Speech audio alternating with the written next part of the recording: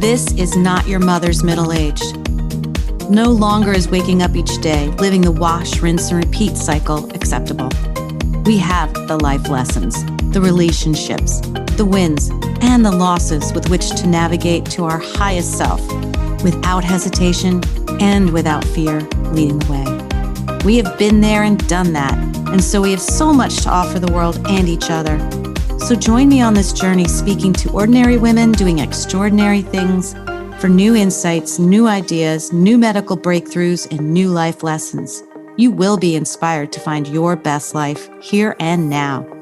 My name is Wendy Charles Maguire, and this is your Second Wind podcast.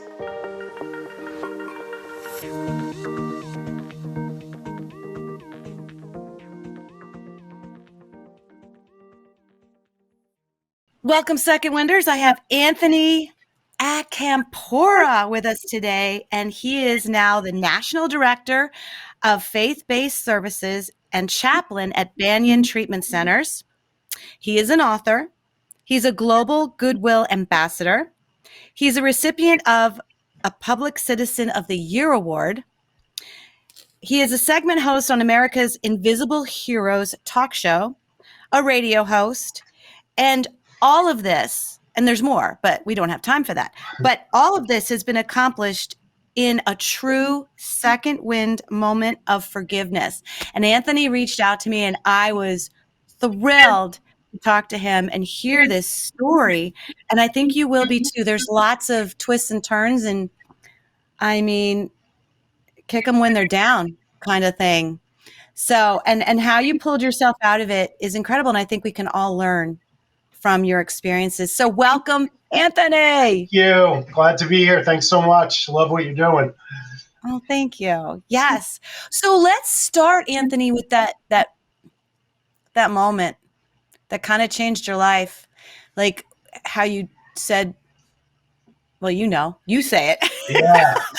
Yeah. Well, I mean, I didn't really get myself through it. It really had everything to do with God and his power and his mercy. And just, it was just a matter of really seeking him with all of my heart, which the Bible tells us 85 times to seek him with all your heart and you'll find him. And I never really did that. It's kind of half-heartedly, or, they call them the foxhole prayers when we're in trouble and that type of thing. So I didn't really want anything to do with him other than that until my life was in shambles and everything just fell apart. And back in 2006, 6, and things just got really, really bad. And, I was completely hopeless and broken in spirit and all that type of stuff. And that's when I truly cried out to him. And when I did, finally, he showed up and he gave me the ability to forgive some people that I had tremendous resentments towards, and that's kind of what was fueling the whole thing. And he just gave me this peace, his peace. They call it the peace that surpasses understanding, right? Because it's not based on our circumstance. It's a different type of peace, and that's what I started to tap into, and then started to apply his principles. And he just, it's been as bad as it was for 7 years. Starting in 2006, it's been the last 8 years have been the exact opposite. I mean, it's just the big things, the major things. He's just blessed me tremendously, and I'm forever grateful, for him, not giving up on me and pulling me out of that ditch of life that I was in. Yeah, it was a pretty big ditch. Yeah, it was kind of deep. So let's go back a little bit, because I mean, you were kind of living the high life there, and you had a decent upbringing, and there was church involved in your life, right? Can you tell us a little bit about that? Yeah, I grew up in Connecticut. It was, a unusual upbringing. There was nothing really bad that happened. We had to go to church. I grew up Catholic in the Northeast, and my father really emphasized that. I never was into it. I didn't really want to be there. I was one of those, what they call CEO Christians, Christmas, Easter only. And and I didn't even really want to go then. I just kind of was guilted into it. So I didn't really have much of a relationship with God growing up. It was just kind of religion, religious rule keeping. I had to go to Catholic school, had to be an altar boy. So when you're young, especially like me, getting in trouble and all the time, you rebel against that. And that's what I did. And I kind of ran from God for years.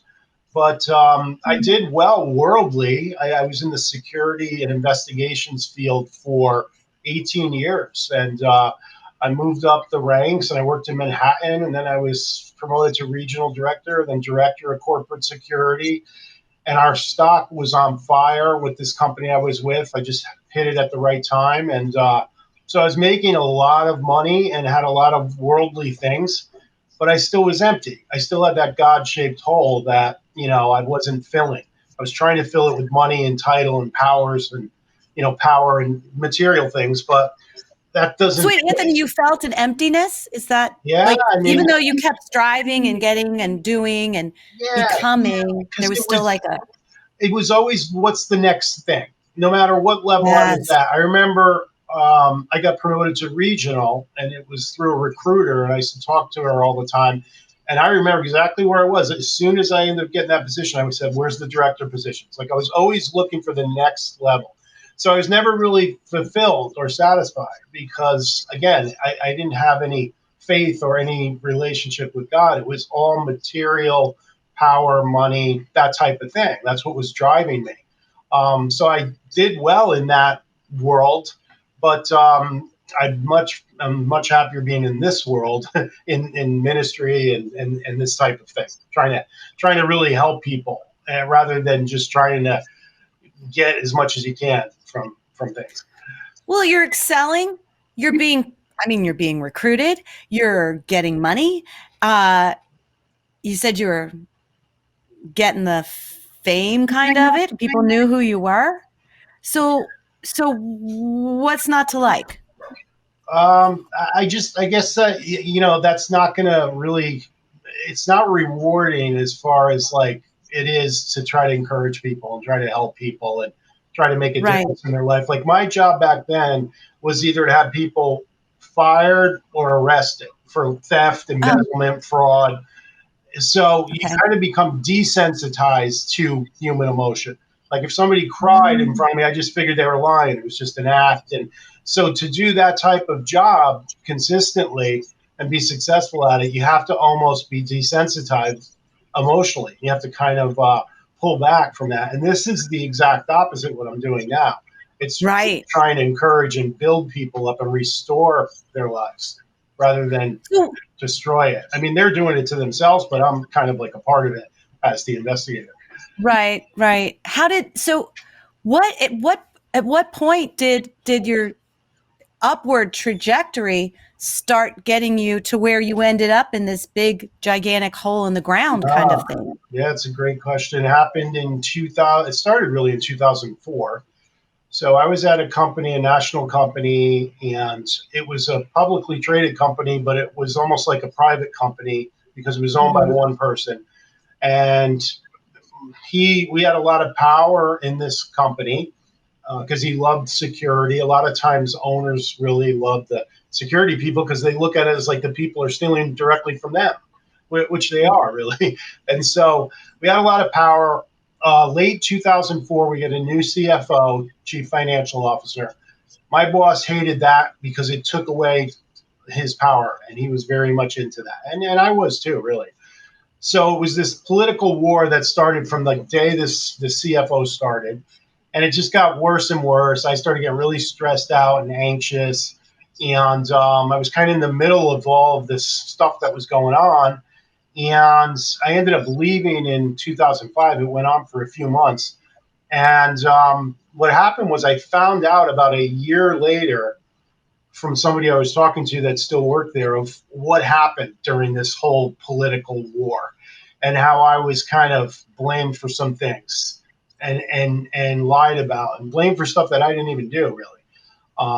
And that really, really hit me hard. And so I didn't sleep that night. It was January 26, 2006. I remember the date because I didn't sleep for about a month and a half after that. I was Oh enraged. I my was god. angry. I had, I had someone to blame for all of this pain and loss. And so that's kind of what started this whole thing. It really went back to the core of it was unforgiveness, betrayal, resentment. And that just kept building and building and building. And Gosh. I had a really tough time overcoming that to be able to forgive. And so that's what was the downfall. That's what started a lot of anxiety at a really high level, depression, and then that led into gambling and abusing alcohol and stuff like that. But it all went back to the core issue was betrayal, unforgiveness. Okay. Okay. And so when you left the company, what were you doing when you were finding out about, the kind of backstabbing behavior, if you want to call that? Yeah, I started a investigation company. It was Okay. investigations and security consulting. And it was Okay. actually doing pretty well, but I hated it. I'm more of like being around people and that connection and just being alone and doing these investigations and following people and stuff. It wasn't really my thing. So Mhm. I really didn't like it. And I really wanted to be what I used to go back to what I was doing. So I was always kind of living in the past. I kind of got stuck in this holding pattern in 2006, and it went on for 7 years. I just kept like having all these different scenarios of why this shouldn't have happened. Why I want to go back to California. I want to do what I was doing, and I was just a lot of regrets. I was living in a state of regrets, and so that's not a healthy place to be living. And I really got mad at God because I was involved with a church for a while before I found out that this and all this stuff happened. So I had a lot of resentments towards God also for the usual stuff. How do you allow this to happen, and all this type of thing. So it just spun out of control. It just got worse and worse and worse. Yeah. Oh my gosh. Okay. So so why why the alcohol? Why the gambling? What set that into motion? Well, Because that ended up being what took over. I always drank a lot. Not every day, but on weekends I would drink a lot. I never really thought it was an issue. But the difference was, of all places, I get like this addiction to gambling at a casino. Now, I grew up in Connecticut, and I wasn't really that far from the Foxwoods casinos and things. Never had an issue. I was a 40-minute flight when I lived in California to Vegas. Never an issue. I would go there sometimes. Sometimes I wouldn't even gamble. And then all of a sudden I moved to Florida, of all places, not really known for gambling, but they ended up having the Hard Rock Casino, and they got blackjack tables and other tables. I think it was 2007, and the reason that it became such an issue was because I was miserable in Florida, right? The regrets, the hatred, the anger, the resentment, all that stuff, right? Just misery. So really what it was trying to escape reality, right? I was tired of thinking of this stuff. I was tired of being so miserable and angry and everything. So if I could sit at a blackjack table, I mean, we could only think of one thing at a time. So I had to focus on what was going on there. And then I would drink the whole time too, before and during, after. So it redirected my focus. So that's why it became such an issue. It wasn't the money. It was like a perfect storm. I had a lot of money from stock. I had a lot of time on my hands, and I was miserable. And that's a bad combination. And that's really Mhm. the essence of why that turned into such an issue. I wasn't having fun. Like, you see people at Vegas on vacation with their friends. They're happy, they're having a great time. And I was by myself. I was one of those degenerate gamblers that you would see at a casino. Like, they're there all the time. They're usually alone. They look pretty miserable, and that was me. And I didn't want anybody with me because they would have been trying to drag me out of there at 2, 3 in the morning. And so it really was simply an escape from reality, and it was escape from my misery, but it's really not an escape because you accumulate a lot more problems during that binge of drinking and gambling. And then you wake up. The worst part was waking up in these, I basically almost lived there at this place with all these rooms, and you get a lot of stuff from the casinos. And I would wake up though with the same original pain and problems and issues. That was the worst part, because it's like I have to go do this again. Nothing's really changed. It's just an illusion, the whole experience in the casino. So and so you start to get lower and lower and lower, and that's kind of how it progressed. And what you got to a point, you were telling me, which I didn't even know, that you banned yourself Yeah. from going to casinos. Because you knew. So you woke up, you felt yucky, you were pointing at your solar plexus, like you knew this was a bad idea, but it wasn't going away. And you wanted to kind of numb, right? Numb what was going on. Think about something else, not be angry. You don't want to be sitting in your anger and your regrets and all that negativity. So you sit in something else, which is not healthy and good for you either. And so you decided at some point that maybe what you were doing shouldn't keep going, and you decided to ban yourself. Yeah, I mean, So I what does that pretty look much like? knew it was not a good thing to be doing, and many people were telling me that, including the blackjack dealers themselves. I mean, and I had two hosts. The hosts at a casino, their job is to make you stay there, keep you happy, give you tickets to everything, and all these different things. And both of them at one point pulled me to the side and said, "You got to get out of here." They're like, "It's my job to keep you here, and I'm telling you, you're out of control." Like, so they even saw it. So I knew I was just like totally off track and like a train like off the tracks derailing. But the banning part, if you go into any casino, they have a self barring notice, and you go there and meet with them, and you show them your ID and everything, and you say, I have a problem with gambling. I want to be banned from your facility." And they enforced it too, because I tried to go in a few times after I did that, and they kicked me out. Luckily, they just kicked me out. But you're telling them to arrest you for trespassing, and they follow up on it. I was at this casino. It's another Seminole casino outside of Naples, Florida. It's called the Mockley. It's a little casino, but it's a Seminole, because I was living out in Naples. And I went in there a couple times, and then I was in there one day, and I'm sitting there, and I'm like, I just had this weird feeling. There was like a security guy there, and they were walking around. And I was wondering what was going on, and the issue was me. They were looking at me.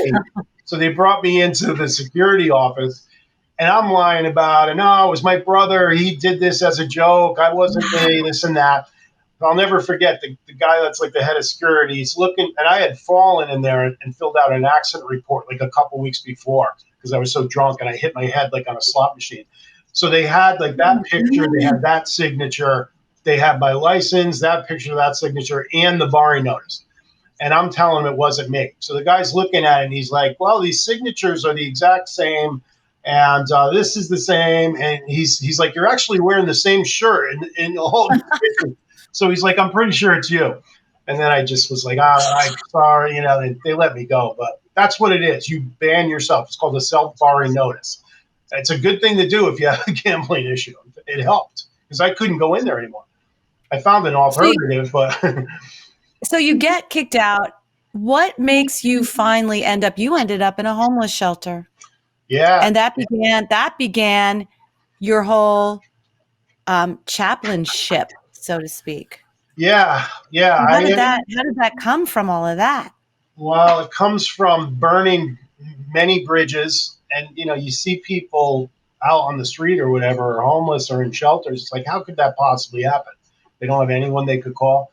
Well, for 7 years of what I was doing, which was the drinking, the gambling, hurting people, not showing up for stuff, being irresponsible, like the whole thing that goes with that, people start to bail out on you. And my contact list, I think, went from like 80 or 90 people to 3 after 7 years of this. And one of them was my sister, one of them was my nephew, and one of them was a friend from Connecticut. And I was living with my sister in Naples, Florida. And I found an alternative, which was a boat that went out of Fort Myers. It was a gambling boat. And she thought I was done with gambling and everything. And she found out, and she kicked me out. Like, my stuff was outside. I had nowhere to go and no one to call. So I ended up in this place. It was like a shelter, but it was also connected to a faith-based program, and that's where I ended up, and that's where things really started to change for the better because I restored my relationship with God, and I was also able to finally forgive these people that I despised. So it was a huge turning point with that, but it went to that point. I went from this high level corporate position in New York City, California, all that stuff to that. And that was a real low point. But I needed it. I needed to be humbled. I needed to go through that experience to really seek God with all my heart. It goes right back from what we were saying in the beginning. Um, I have a really good question. Yeah. I think it's a good question for me. So curiosity has me thinking, so you wake up in a shelter after being wined and dined at these casinos, after having all this money, and you knew you had a problem because you actually said you put yourself in a couple of rehab places, but they were like the really nice rehab places, and you paid for them, Yeah. but you never really bought into it, and you just left and went back to what you were doing. But it looks good on paper. Hey, I went to rehab, right? So you wake up, you wake up in a shelter, I would assume on a cot or something. What is going through your head? Well, it was actually a mat on the floor in this huge cafeteria. It wasn't even in a bed.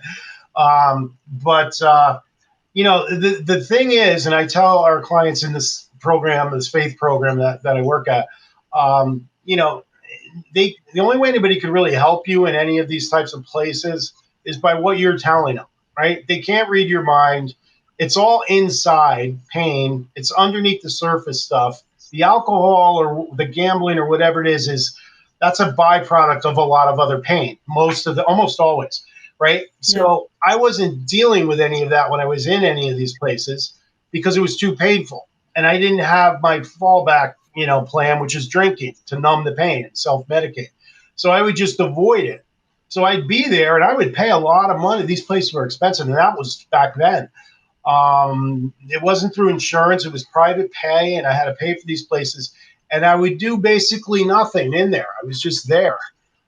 So it went on. I would leave, and then a couple of weeks later or whatever, I would end up right back into the same situation because all that pain, the resentment, the betrayal, the hatred was still there. So the key to the whole thing is you have to go. It's counterintuitive because we're used to numbing and medicating the pain. And with this stuff, it's like, no, you have to go towards the pain, go through it, process it, talk about it, get it out. And that's how you start to overcome it. And it's not easy. It's not a fun process by any means, but that's the key, I think. Yeah. So you wake up on this mat, and what are you thinking? Oh man, it was like a nightmare, like one of those nightmares when I don't know if you ever had these anxiety nightmares, and you're like running or you're trying to get somewhere and it's like mud and you're just not going anywhere. Like I felt like I was in like this unending nightmare. It was like surreal, a lot of the times. It was like it was like watching a horror movie. I was just kind of like, I couldn't believe how things went so bad. And, so that was some of it. And then you connect with some people and it's like, there was like pharmacists in there. There was regional directors of sales. It wasn't people like that you would think would be in there. It was people that something went wrong. They got divorced. Their wife cheated on them, or they lost their career or whatever. And they just kind of went off the tracks. And so, it wasn't really as bad, other than the bed bug attacks. It wasn't as bad as you might think. And that was bad. Bed bugs they're parasites. It's gross, but they like a certain type of blood type. And I was the blood type. And I learned And you were on the ground. Yeah. And I learned this from the exterminator because he came in and he was like, the only nest less than 10 feet from the host. And I'm like, what's the host? He goes, you are. He goes, they like your blood type. So he looks up there and they were like right above me and they would come down at night. It's terrible. But I ended up in Naples Hospital twice from bed. I had welts everywhere. I was like allergic to them too. It was brutal. So that was pretty bad. I mean, most people don't even believe it, like if you tell them, but that's what happened, you know. And you had, and what I found in all of my interviews, there's always like a key person or a key thing that you don't even realize until you look back and you go, ah, that changed everything. You had that person. Yeah. Yeah. Well, it's interesting. Like when you go through a lot of traumatic stuff and a lot of storms, you don't really realize what you had until you start losing things. Right. And, and usually the people that we're dealing with that are in our program, and I went through too, I didn't really, you kind of take people and things for granted. Right. And, just peace of mind. That's all I used to pray for. I didn't care about money or titles. I couldn't sleep. I was up. I'd hear the garbage men coming at like 5 in the morning. And my prayer was not that there's anything wrong with doing that, but I was into all the other type of stuff, the high level stuff. And I was like, God, just let me do that. I will do anything just to have peace of mind, just to be able to sleep, just to be not tormented by my own thoughts. Wow. So I took that for granted and a lot of other things. But but yeah, I mean, I have three sisters. One of them stopped talking to me early on with this whole thing. It's like I'm 2 months into it. Just she still doesn't talk to me really. That hurt a lot. And I had two other sisters that went through this whole thing with me every step of the way. And I was so out of it. Like when I would go to some treatment center, one would be sitting in front of me on the plane and the other one behind me. Like I wouldn't even be able to find my way through the airport. I was so depressed. I was so anxious. I mean, it was brutal. So they really came through for me big time.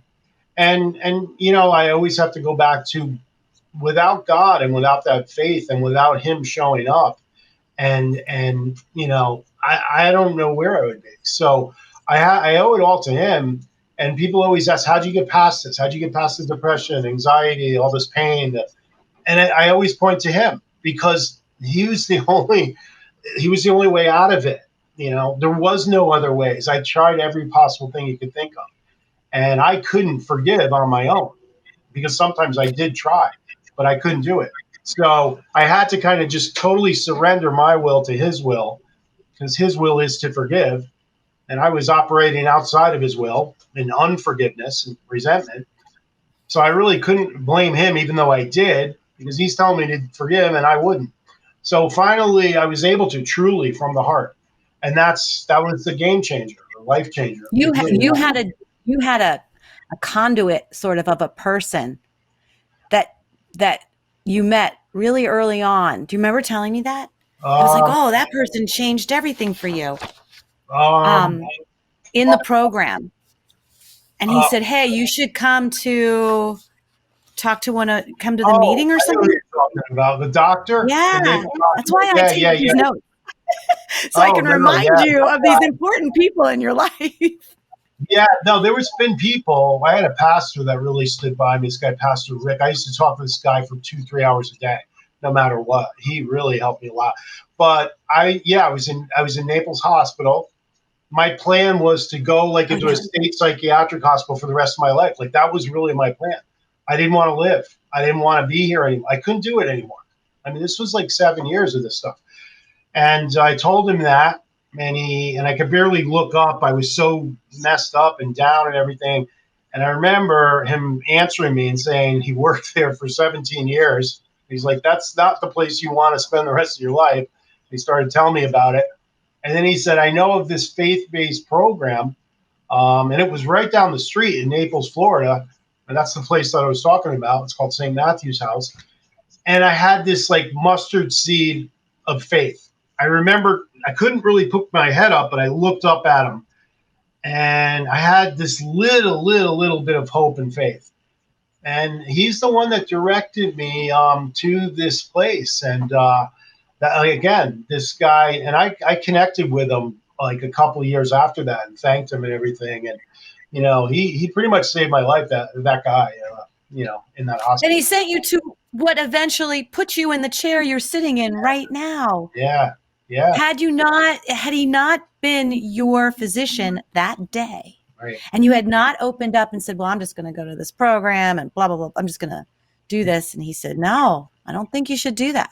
Like, you got to feel like God had something to do with putting all those pieces together, don't you think? Yeah, and I don't know his background, what his faith was, or anything like that. What Yeah. preceded that was really bad because I had a plan. I had 45. I had a prescription full of Clonopin from a doctor somewhere else, and then I was in Naples, and I was going to fill it and take 90 Clonopin, which I wouldn't have survived. I doubt I would have. Klonopin, what is that for those of It's us who kind of don't like it's an know? antidepressant. It's similar to Xanax. It's a benzodiazepine, and it like calms you down. Like one of them will. And so you start. I mean, taking that amount would probably be on. I don't think I would have survived. Right. Hmm. So that was my plan, and I'm backing out of the driveway at my sister's house in Naples, and all of a sudden I couldn't move. I couldn't turn. I couldn't press the gas. I was like I've never felt anything like it or since. I was like partially paralyzed just when I went out to go to Walgreens. And I know that God stopped me in my tracks there. He intervened at that moment because if I got to Walgreens, I wouldn't be sitting here talking right now. Right. And finally, after about 5, maybe 7 minutes of this, I got my sister, one of them on the phone on speaker, and I was explaining to her like what was happening. I was freaking out. Like I thought I was felt like I was like paralyzed. And that's how I ended up in the hospital, going to that hospital. And then that's how this whole exchange happened with the doctor. But that's what happened before that. Again, I give God all the glory because that's the only thing I could attribute to stop me from, and it wasn't that far either, the Walgreens. I literally had like a 3-minute drive and I would have, that would have been it. So And that your was, sister took you to the hospital, right? And then that's where you met this yeah, doctor. that's, they always, Oh were my with gosh. me and taking me all over the place. And I was living with one of them for a long time. I lived with her in South Florida on the East Coast and then in Naples, and man, put her through hell. It was, I don't know how they even did it, but that's what families do, most of them, some of them don't, but they go through a lot of stuff and a lot of pain. That's why I was saying, that's why there's a lot of shame and regrets for putting our families through the stuff that we do, but we're just really hurting people out of our own hurt, out of our own pain. There's a saying, hurt people hurt people. So Mm-hmm. it's not really who you are. You don't really want to do that, but you start to, become a slave to whatever this addiction is, if it's alcohol or gambling or just the pain itself. Right. So there's a lot to it. And, it's complex, but God's bigger than anything that we could possibly be dealing with. And that's the good that came out of it. The other good that came out of it was he changes our heart. He transformed my heart. I never had a compassion or really empathy for people dealing with addiction or alcoholism or mental health disorders at all. I just You didn't. had lost all your empathy. Your business Yeah, essentially stripped you of having empathy for people. You yeah, didn't care right. what their situation was. They were stealing or they were doing something that was like out of what you would allow for your security Yeah, measures. yeah. That's what the Didn't job matter. was, and so that's how that's what you did. It was like if you were in sales, making sales. This was taking people out for fraud, theft, embezzlement, whatever it was. But I never really made fun of the people and stuff that were dealing with this stuff, but I just didn't know anything about it. So he allows us to go through stuff, right? There's a verse in Romans. It says, "Suffering produces perseverance, perseverance, character, character, hope." So as we persevere through all this pain and suffering and adversity, where he's developing our character and he's changing our heart from the inside. That's why he just doesn't remove it. And then we're like hopeful. It's like, wait a minute, there might be a light at the end of this tunnel, that type of thing. So then all of a sudden you have this compassion and empathy for people that are going through similar things, which they are here, and you want to help them. And so now he could use you for all the pain is there's a purpose for it, right? And it starts You to make said, sense. yeah, Yeah. you said, and I love this, that one of the first lines you said to me, and I'm like, wait a second, I have to write that down right away. A mess always turns into a message. Yeah, it does. it doesn't make sense when we're in it. There's a saying, we live our life forward, we understand it looking backward. 7 years of absolute misery. I mean, it was, I don't want to scratch the surface. It was really bad, right? And now all I do is really pull from those experiences. I write articles for different like magazines. I have 3 books. Another one just came out. 95% of it is pulling from pain that I went through and hurt that other people caused me. So if I didn't go through all that stuff, I wouldn't have any books or articles or anything really to talk about that's going to try to help and encourage somebody that is in the same position. So yeah, he will turn the mess into a message, and he'll use all of those bad choices and pain and hurt and loss for good, right? And it's really cool how that happens. And with our clients in here now, it's happening right now with some of them, and they know it's him, and they're just blown away by it.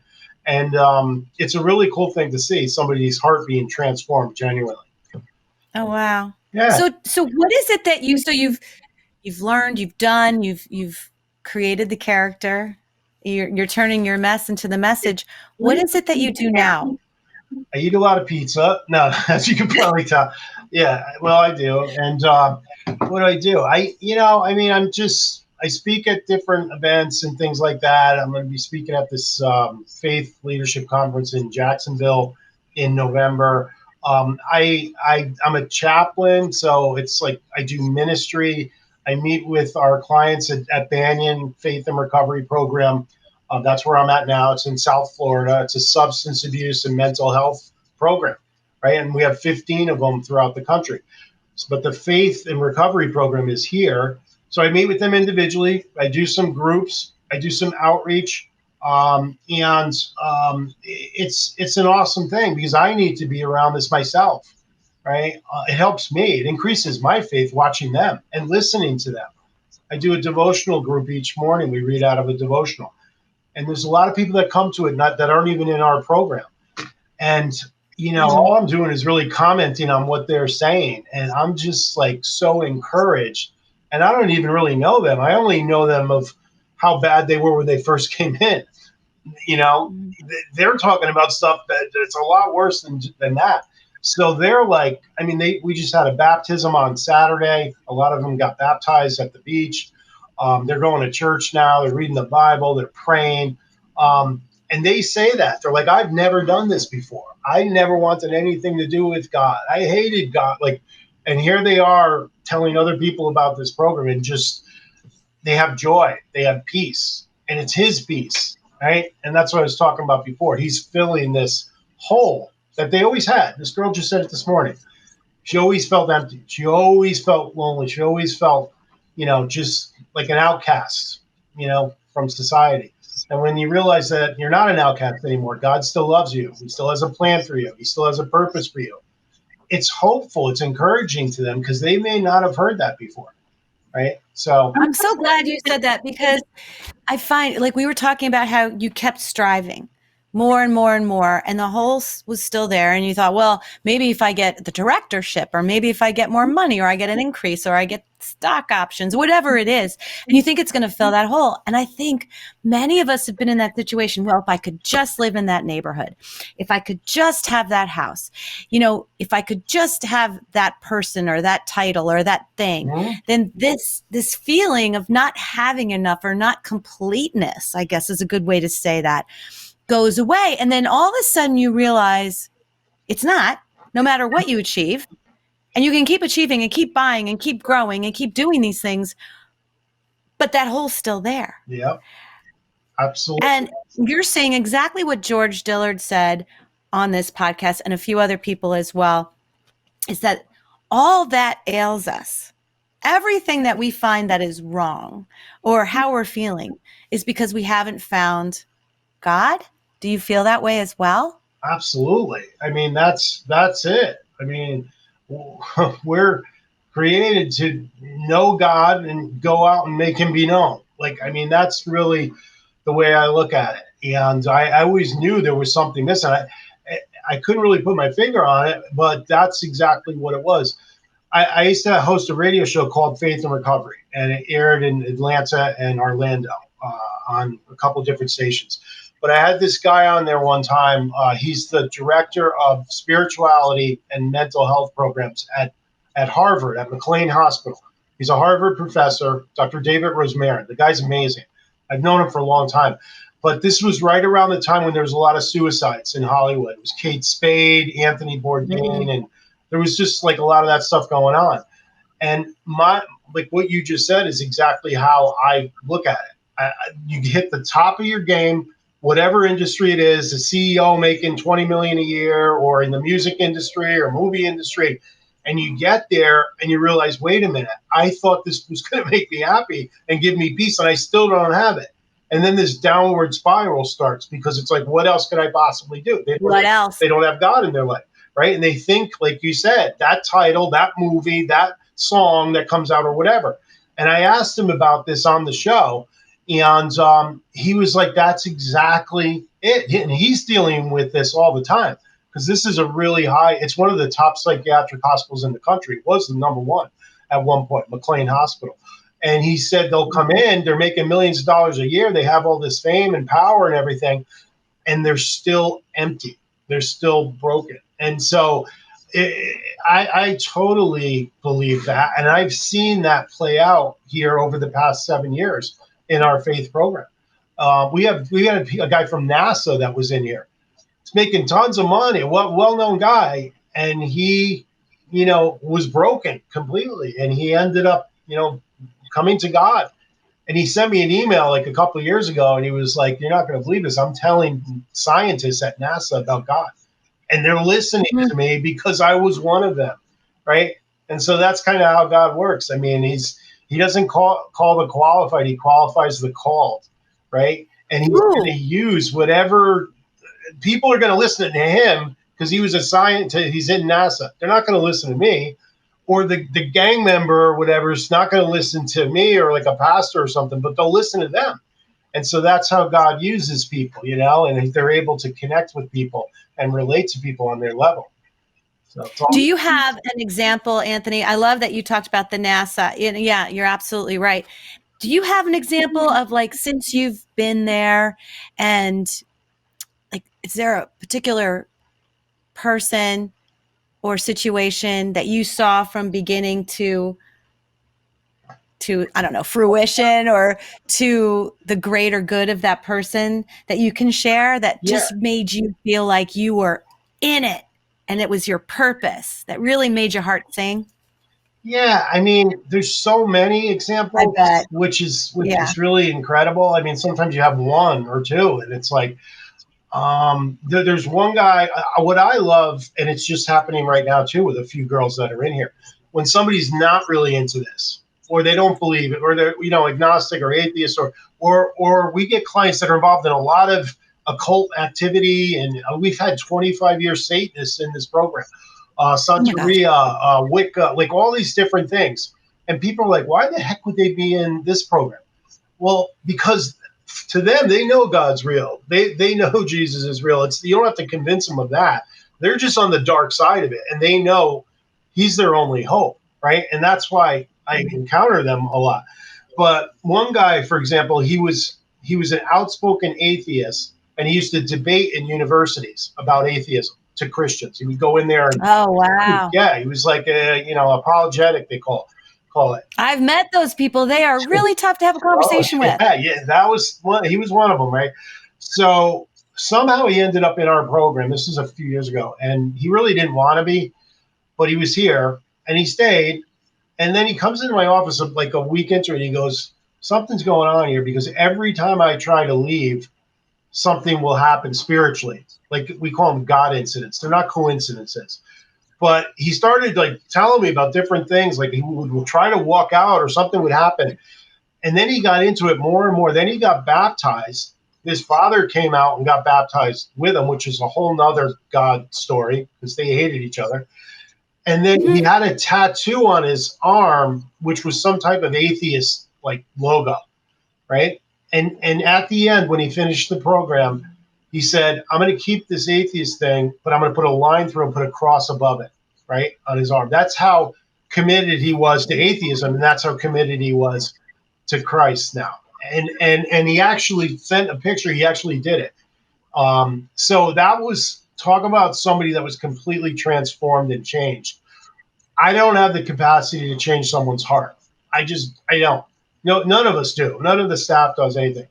God does, right? All I'm doing is kind of directing traffic here and trying to encourage people and tell them about stuff I went through and what God could do in their life. And that's it. But God's the one that's actually transforming their heart, especially a guy like that. So that was an example of somebody that was completely, genuinely transformed from the inside out, that didn't even want anything to do with this in the beginning, like most of them don't. Like, I'll go downstairs when somebody comes in. A lot of our clients just come here. They don't even know we have a faith program. Probably about 20 to 30% come here for the program, but most of them don't. And 98% of the time when you say you have a Christian program, you have a faith-based program, like, no way, no, I don't want anything to do with that. I felt a lot of guilt. I felt a lot of shame. So that's their initial impression. And then when they start talking to people in here that have the same impression, right? And it's not about judging and condemning and all that stuff. That's not how Jesus taught. So once they realize it's not that, then they come in too. And they also are encouraged by whoever's telling them, because they're like, I knew this girl 2 years ago and she was horrible. And now she seems like she has peace and joy and she's telling me about God. Maybe it'll work for me. So that's how it works. Yeah. That's amazing. And then you decided to write books. Tell us a little bit about your books. What are their names and what's the purpose? The first book I wrote, I didn't know I was writing a book. I was a chaplain at a different company.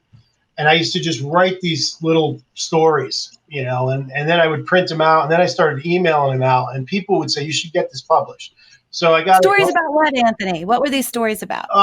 Just like things that I've gone through, forgiveness, gratitude. It would have a title. It would have like a little paragraph story, and then it would have like a Bible verse and a prayer. It's called the Impact of Openness. It was kind of like you were journaling an incident and then referencing it to the Bible kind of thing? Yeah, okay. That's what it was. It was like a little devotional, like little stories.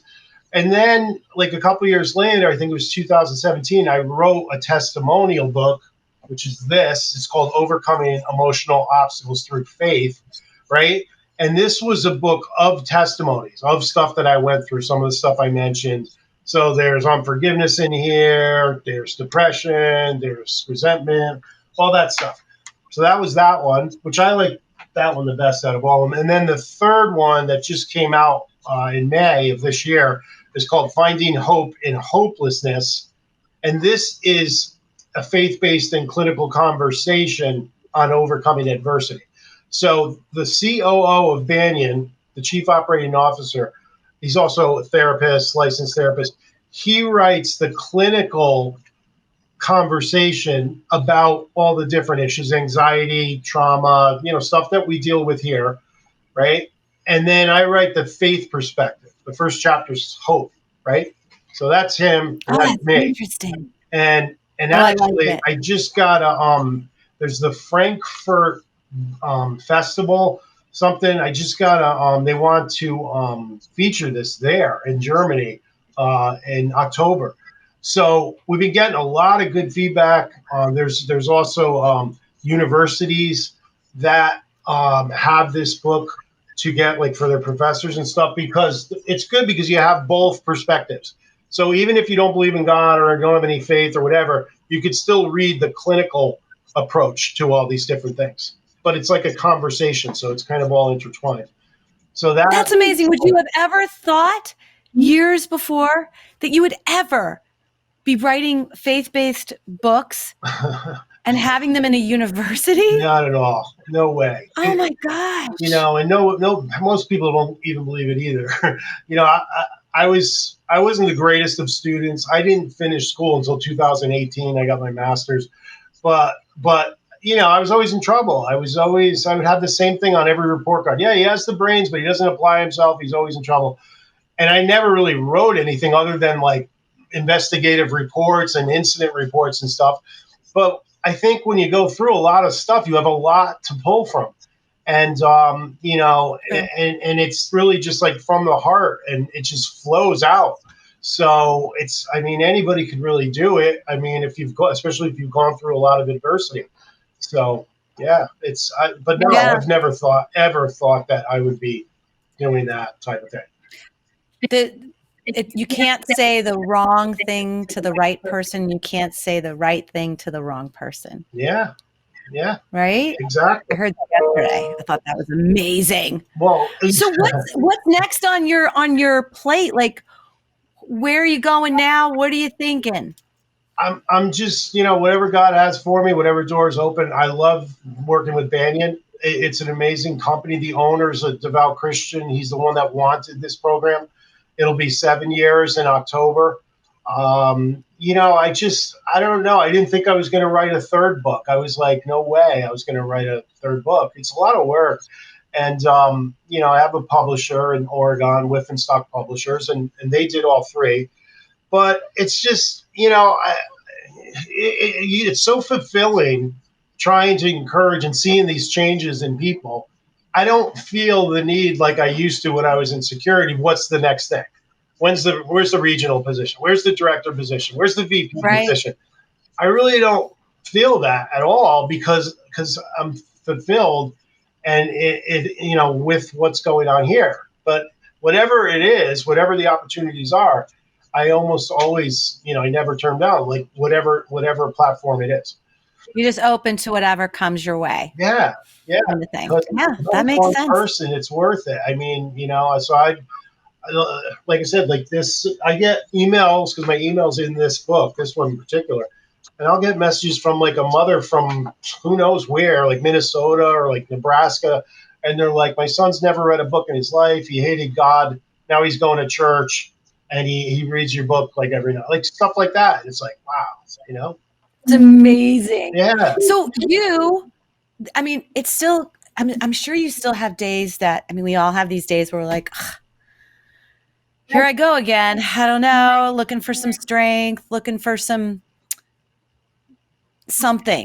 extra energy or a little bit of a motivational plug. What do you tell yourself? How do you keep doing what you're doing every day? Because it's pretty selfless. Like, you do the devotionals every day. You're there for people if they need you, whenever they need you. You probably can't time that up very well all the time. How do you keep going? Is there a mantra or anything you say to yourself? I have people in my life that are encouraging, and there's always going to be adversity. There's always going to be struggles and different things that come along. But it's just, I really rely on, I go to God with it. I watch a lot of different services and teachings, and I try to stay away from the news because I used to watch it from 5 o'clock at night until like 11. Then I would try to sleep, and that never really worked out too well. And, it's just, I listen to a lot of worship music. I go to different events and things like. There's so much to do in this circle, at least faith circles, concerts and events and all kinds of different things. So there's not really a lack of things to do. And, I still have my own personality. I have kind of a weird sense of humor. And I still have friends like one of my best friends just came out from California last week and, that type of thing. But it's just, there's going to be setbacks and different things like that. I don't stay in them. I used to stay in them. I used to get consumed with somebody said something or this happened or whatever. I really try to move out of it pretty quickly. Right? How do you do that? How do you move out of it quickly? I'll go, I get into the Bible, I read the word, I pray. I just had something happen the other day and I really prayed about it. Like, not just like the standard, general prayer, like just really talking to God. And I know he strengthened me through it because I felt it. And then I'm able to move on. And I know the danger of harboring resentments and unforgiveness because I would live that out. So whenever it starts to kind of go down that road, which it could easily, I get with him. And I would not want to put myself in that position again because I know how devastating, how destructive resentments are and unforgiveness, so that type of thing. And so it's just, you get burned so bad. It's like a kid putting his hand on the stove, right? The mother's telling him to get away from it and he doesn't listen. And then he puts his hand on there and gets burnt. And he never goes around that stove anymore. So it's kind of like that with me, with unforgiveness and anger and resentment and all that type of stuff. It's, we're going to get angry. It's a natural emotion. It's not like we're not. But it's really, what do we do with that? Do we stay in it? Do we hold Mhm. grudges? Do we retaliate? Do we try to get back at the person? That's where it becomes a problem, and that's where I try to cut it off and just redirect my focus up, on him. Not so much the human approval, but God approval. Yeah. I love that. If there's one thing you want to leave us with, like a word of or a sentence of wisdom, what would it be? I would just say that, don't give up on God because he hasn't given up on you. And just don't lose hope, right? Because this world can be very hopeless, what's going on in the world with everything. And, just put your trust in him, because he's, like I said, bigger than anything that we are dealing with. And he will work all of those bad choices and pain and adversity and conflicts for good. If you allow it to, and he will turn the mess into a message if we allow him to, because it's really, we have free will, and it's going to be up to us if we want to get with him, if we want to trust him, if we want him to use us. He's not going to force us into it. He's going to lead us, and we could follow, or we could go down a different path. So usually when you go down all those different paths and go through all that pain and adversity and everything, you don't want to go down that again. So Right. I start to trust in him with all my heart, right? And I'm not worried about all the details of his plan. I just trust that he has one.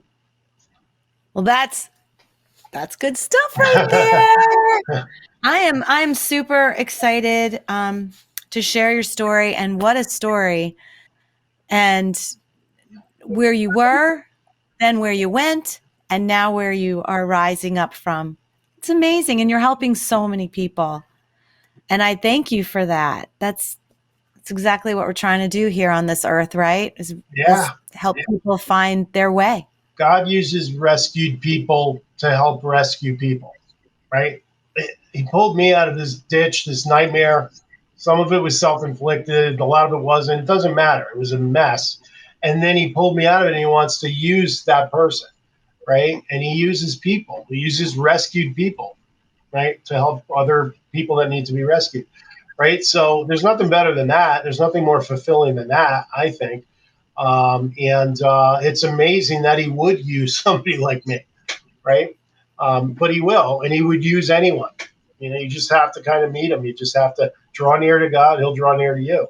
And But it's not like you're an indentured servant and you're serving God all the time. You have a joy and a feeling of life now that overcomes anything, right? And it's not work. no, definitely not. That's what you were telling me. My father was in construction. We had an excavating company, and I was part of it. And I hated it.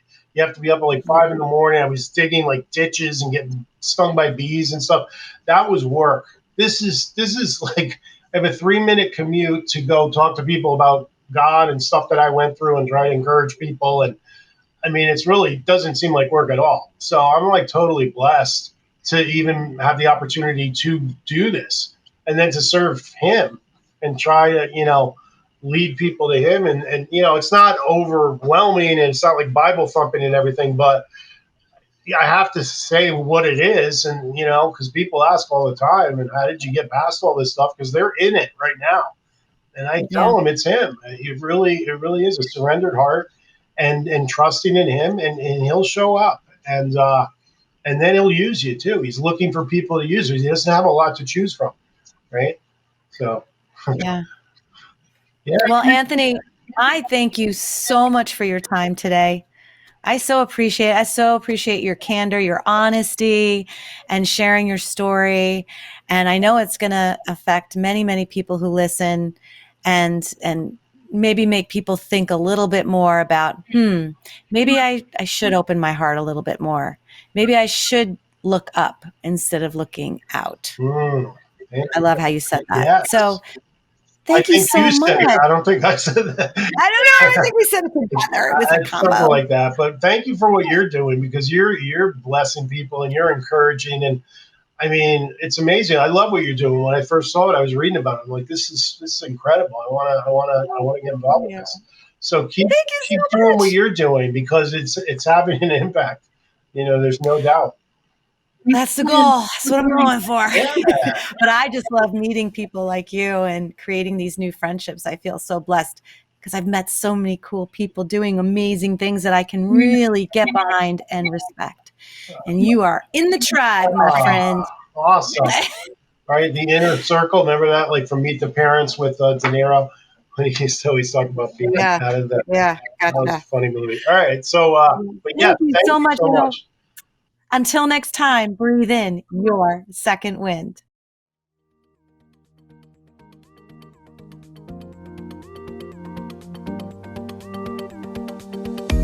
Thank you for listening today. I hope that something you heard made you smile, made you think, and made you feel. If these incredible stories empowered you, awakened you, or left you feeling inspired, make sure to share with a friend and write us a review on iTunes so we can continue to change lives through this content.